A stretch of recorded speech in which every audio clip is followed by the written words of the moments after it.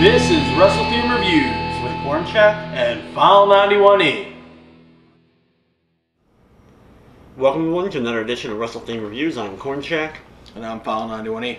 This week, like every week, we take 3 themes from the world professional wrestling ring, give a score from 1 to 10. 1 to 10. Kind of. Kinda. And Yeah. I'm dead. Yeah, well, you know, speaking of death. That's not a good way to Speaking of death, yes, as most of you know, Wow. we film 2 of these every 2 weeks. You know, just because coming over here every week is a lot harder than you might think. But we missed Lance Cade's death last week, and a couple of you mentioned it. But yes, Yeah, Lance Cade, so it's really crappy that he died at 29. 29 From an that's apparent some heart new, failure. that's pretty low. And usually wrestling deaths happen in 3s, and didn't 2 other people die? Yeah, 2 legendary managers passed away within the last few weeks. Arnold Scotland and General, Akbar died as well. Skandar Akbar also passed away. Now, are either of these in the WWE Encyclopedia? Scotland is. Is he? Yeah. He was in the movie. He was the golden boy or something. Let's find it. He would be Continue in to talk about these people. Anyway, first off, just Lance Cade. That's just it. I was actually a fan of Lance Cade. I actually was using him in my. I play a Total Extreme wrestling simulator, and I actually was pushing Lance Cade in that as a new independent federation, and yeah, I had to remove him from that. There he is, Arnold Scotland. Yeah, Arnold Scotland that I knew was in there. So. What about Akbar? Scotland is a little bit definitely before my time as far as knowing a lot about him, but Hall of Famer in WWE, and I don't think Akbar's in there. Nah, he's not in there. He wasn't WWE. No, he was world class. Yep.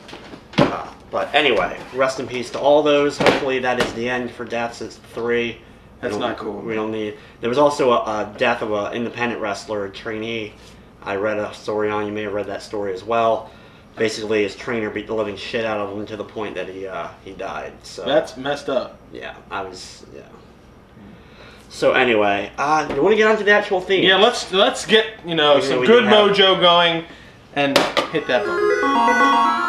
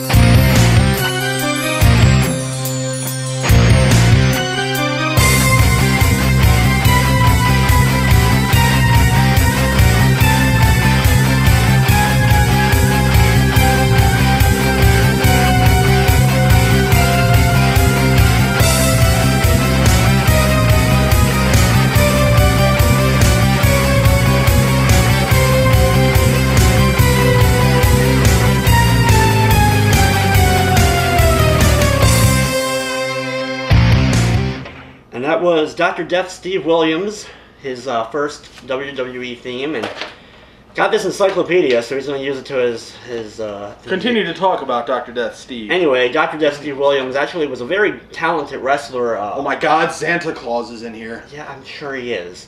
That is awesome.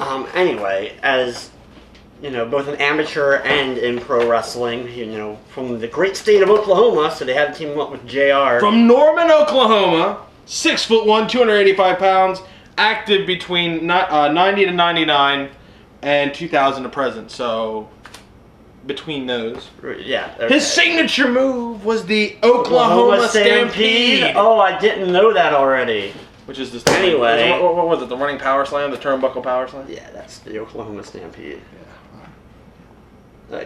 Good job. Training by Cowboy Bill Watts. Either way, I don't remember this theme from Dr. Death. I remember the other theme that he did, the one that he shared with Dan Severn. Yeah, that's the theme I remember more for Dr. Death. But unfortunately, of a lot of current wrestling fans, their only knowledge of him would have been late in the Attitude Era with the Brawl for All. Brawl for All, baby! When he got knocked out because they thought, oh, he's a powerhouse, he has all, they'll just easily win. The whole point of the tournament was to push him.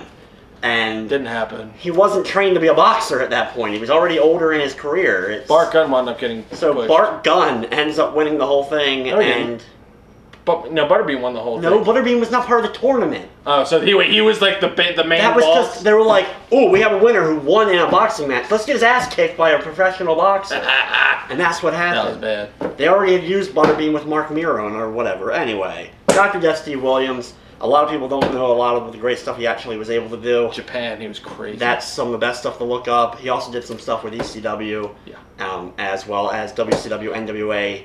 He hated the booking there, and he left there because of it. But anyway, this theme, I actually do like it, even though I don't remember it for him. But listening to it, I do like it. I'm giving it a 6. That's good, man. I'm giving it a 6 too. I like that. It was different. Not his best theme. I like the other one. You like the Dan Severn theme? I like the other one better. The Beast, Dan Severn? The Beast. So anyway. Him in here too. Dan Severn. Stalker. Seeing this, I guess I'm hitting the button. Yeah. Humperdinck!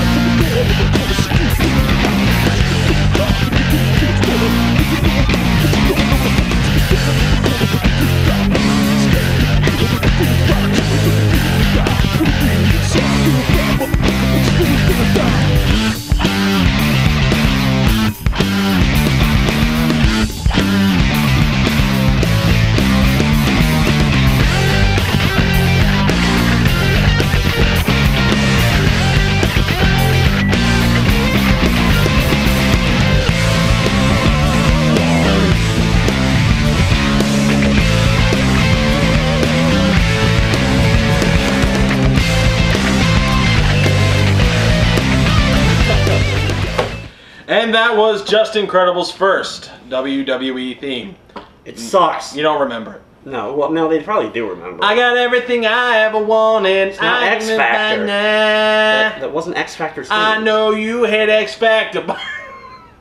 No, that wasn't Just Incredible's theme. I'm sorry. Just Incredible's theme is his theme from ECW. Well, yeah, and the knockoff of it WWE used later on in the ECW when he came back briefly. But this theme I hate. This theme annoys me. The beginning of it is just annoying, and then it goes into like weird lyrics and stuff as it goes on. It doesn't go with Just Incredible, who I actually think was a pretty damn talented wrestler, who just one of those guys never. He never. No, dude, he was the Portuguese Man of War. He was what was it? The other one. Jesus. Oh God, the other one, the other jobber in WWE.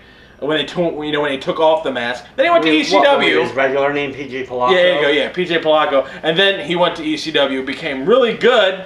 They had just let him do whatever, and he had that awesome finish. Well, it's a tombstone, but it's a tombstone. But That's Incredible was I mean, that was awesome. He hit it Lance viciously. Storm was quite entertaining in ECW. Impact players, baby. Damn right. But anyway, this theme I can't stand. 6 foot, 225 pounds from Ozone Park, New York. Signature move, That's Incredible. He never did the That's Incredible in WWE. Screw that. Didn't he do wasn't it a super kick? Yeah, probably. It was either a super kick or it was there's that damn DDT that like every wrestler used. Gangrel's DDT. Then he was only the hardcore champion, but anyway. This theme I'm giving this one a 3. I'm giving it a 5. I can't stand this theme. It's generic.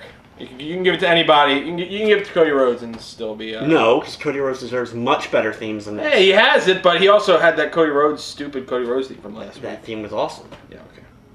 One of the best themes ever. Well, hit the button. I already hit it last time.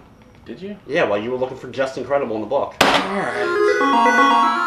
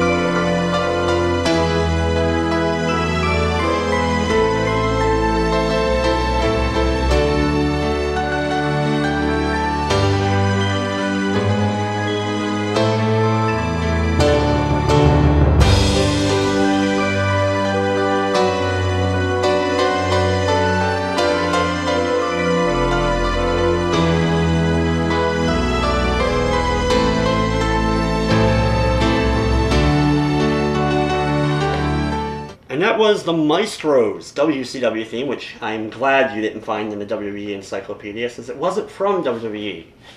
I didn't even know who the Maestro was until he showed me a YouTube clip of him getting knocked out by Tank Abbott. That was the only video, unfortunately, I could find. But anyway, Maestro, or The Stro, as he was later known as in independent and stuff. That had to have been Vince Russo. That was a Vince Russo era WCW. He feuded with the likes of the artist formerly known as Prince Iaukea. Nice. And Ernest Miller. He was feuding with Ernest Miller when Ernest Miller actually brought out James Brown. With Ernest Miller? A lot of people. I think everybody feuded with Ernest Miller when they came through WCW. But yeah, that was he's a cat. When he brought James Brown actually out. That was during a feud, I think, with Maestro. He came out with Symphony, who you may remember as Ryan Shamrock, who is probably in that book. Well, keep talking about the Maestro. I don't have much to say about the Maestro. Unfortunately, he didn't last I have nothing to long say enough. about the Maestro. He didn't have a long career in WCW. Not a shock. Ryan Shamrock! That's the only thing. Right above, hold on. Right above the most popular wrestler of all time, Saba Simba. Oh, man. Which is and Ryan Braddock, who actually just got re-signed. But so did Pat Brink. Yeah, good for him. Go Genesis. Yeah, we actually know him. He's a local indie guy. Dude, we saw him when he freaking debuted with long, black, stringy hair. Yeah, it was Genesis, and he did like a choke bomb. It was great. Yeah, I know it wasn't. But anyway, what are you going to give the Maestro's theme? You don't remember listening to it? No, I remember. It was that string stuff. I didn't like it. I mean, it worked for him, but... I'm giving it a 6. I'm giving it a 4. I'm giving it a 6. 4. 6. Awesome. 4 Horsemen. I wonder if they're in here. I don't know. Yeah, the full-blooded Italians are. I wonder why. But yeah, it's not the good FBI. It's the WWE FBI. With Chuck Palumbo. Anyway, that's going to wrap up this edition of Wrestle Theme Reviews. I don't think I have anything else to say. Do you? No, I'm cool, man. Flash Funk? He is so funky. He is. Are you Corn Chat? I am. And I'm following out doing a... Keep an eye out for a new intro. We just filmed it, so it'll be coming soon. Thanks for watching, and hope you enjoyed. We need new commercials. Yeah, we do. Yeah, we have nothing.